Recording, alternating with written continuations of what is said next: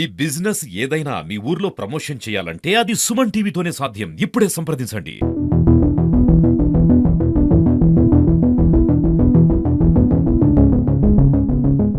2 రోజులుగా మనం చూస్తున్నాము. కోవూరు ఎమ్మెల్యే వేమూరి ప్రశాంత్ రెడ్డి గారిని ఎక్స్ ఎమ్మెల్యే అయిన ప్రసన్న కుమార్ రెడ్డి అనుచిత వ్యాఖ్యలు చేస్తున్నారు. అందరూ చూస్తూనే ఉన్నాము. మహిళలపైన అసభ్యకరంగా అనుచిత వ్యాఖ్యలు చేయడం ఇది చాలా తప్పు. దీని విషయంగా మేము ఈరోజు ఆలూరు పోలీస్ స్టేషన్లో సిఐ గారికి ప్రసన్న కుమార్ రెడ్డి మీద కంప్లైంట్ ఇవ్వడం జరిగింది.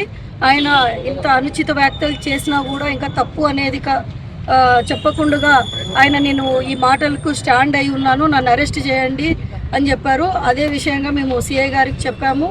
ఇక్కడ ఆలూరు స్టేషన్లో కంప్లైంట్ ఇచ్చాము.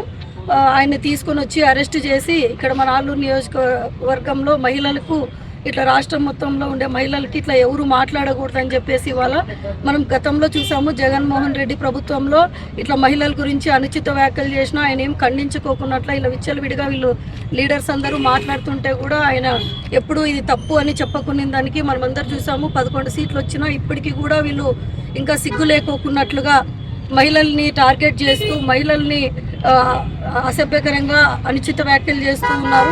ఇట్లాంటివన్నీ తప్పు అని చెప్పకుండా ఇప్పటికీ కూడా ఖండించుకోకున్నట్టుగా ఇంకా ఆయన పరామర్శిస్తాను అది ఇది అని చెప్తా ఉన్నారు.